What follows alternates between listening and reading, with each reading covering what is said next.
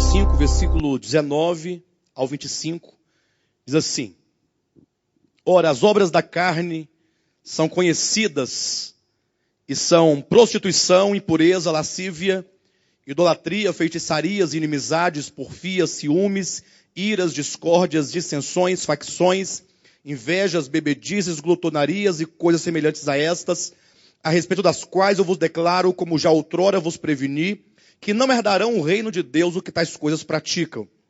Mas o fruto do Espírito é amor, alegria, paz, longanimidade, benignidade, bondade, fidelidade, mansidão, domínio próprio.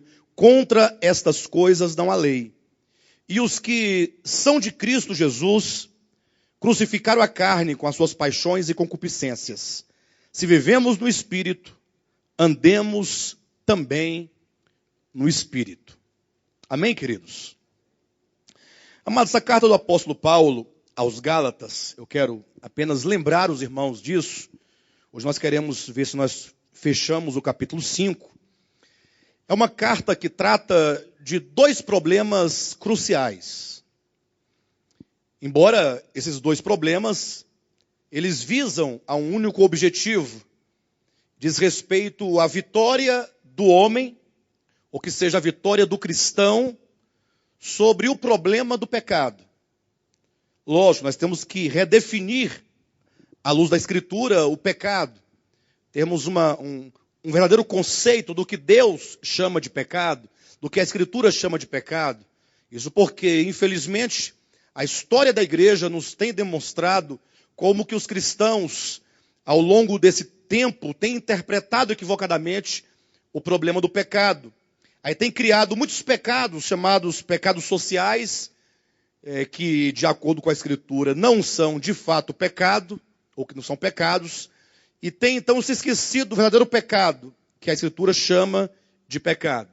Então, os dois problemas que o apóstolo Paulo procura resolver, que ocupa, na verdade, os dois lugares, né, o aspecto negativo e o positivo, com relação ao problema do pecado, é que, olhando do judaísmo para cá, os cristãos acabaram tomando a lei, seja a lei dos 10 mandamentos, ou seja qualquer outro tipo de lei formal, de lei positivada, ou que seja uma lei material, como norma de conduta. E isso, na verdade, é um grande erro, haja vista que o próprio Deus deu, de fato, a lei para o povo de Israel, a lei escrita em tábuas de pedra. Entretanto, a Escritura nos revela, nos mostra, nos ensina que quando Deus deu a lei ao homem, não tinha Deus a intenção de que o homem a cumprisse. Não que não tivesse o desejo, mas sabia Deus que o homem, em sua natureza constituída de pecado, não pode atender a um comando exterior a ele. Você pode estabelecer, seja qual for o mandamento, seja qual for a regra, por mais nobre que seja essa regra, por mais moral que seja essa regra, por mais ética que seja determinado mandamento, o homem, na sua formação, na sua constituição pecaminosa, em natureza, ele não pode atender ao apelo de uma lei exterior que dirá permanecer todos os dias da sua vida em conformidade com esta lei. Esse conceito está muito claramente revelado em Romanos, capítulo 7, versículo 14, quando o apóstolo Paulo diz assim, olha, bem sabemos que a lei é espiritual. Eu, todavia, sou carnal, vendido à escravidão do pecado.